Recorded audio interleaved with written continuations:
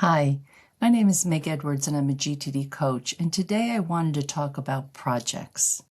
I know in these GEM series I've talked about projects before, but I want to kind of come at it a different way. One of the things that I so appreciate about David is that he doesn't kind of talk about projects once and that's the end of it. He comes at it in multiple places and multiple times in the Getting Things Done book and the Ready for Anything book.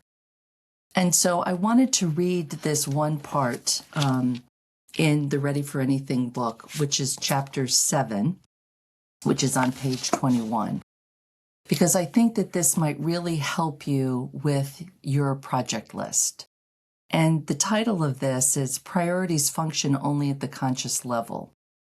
And then he says, the danger of not as important projects. Too many personal productivity disasters these days come from a lack of handling things of secondary importance. Do you ever get the sense that you don't have time to deal with the secondary things because you have to deal with so many consistently demanding fires and crises? Well, guess where most of the fires and crises come from? Correct, from secondary things that were ignored because of all the fires and crises. This syndrome does not self-correct, it self-perpetuates. I attribute part of that to the ABC priority code thinking that has recently been so prevalent in time management and priority management training. I understand teaching people that if they have a choice about what to do with their time, some choices create better results than do others. But the dark side to this principle is avoiding responsibility for managing many open loops that don't go away just because they aren't an A priority. People in my seminars often comment on why I recommend that they make a complete project list with no distinctions about priorities, time frame, or size. The distinction I do recommend is very simple: projects versus someday maybe. The first list is a complete inventory of all the open loops we've created that require more than one action to close them. Most people have 30 to 100 of those.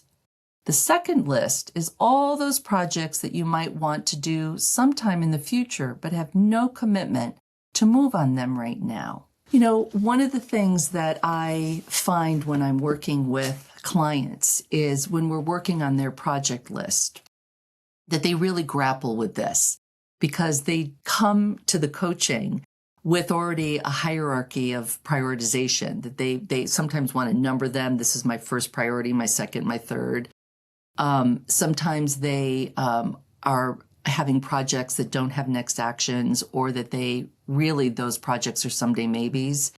And when we really clean it up and we get a complete inventory of, as I said, all those open loops, which can be emotional, physical, mental, and spiritual, and they can see the whole of all the things that they need to do with next actions, there is just a sense of greater control, personally and professionally, in their lives when they get to that point. So my invitation to you is to take a look at your project list. Be really, really honest with yourself if that project really belongs on a someday maybe list. Versus a project that you do have the bandwidth and resources to work on. So many projects have next actions that you really can find the time to move that forward. As always, would love to hear your comments, your questions, your reflections on your project list. But today's gem is just to get really, really those clean edges again between your projects and your someday maybes. Have a great day. Thanks. For more GTD resources, please visit gettingthingsdone.com and David Allen's YouTube channel. For more information on GTD coaching, please email us at info@gtdfocus.com or visit our website at gtdfocus.com.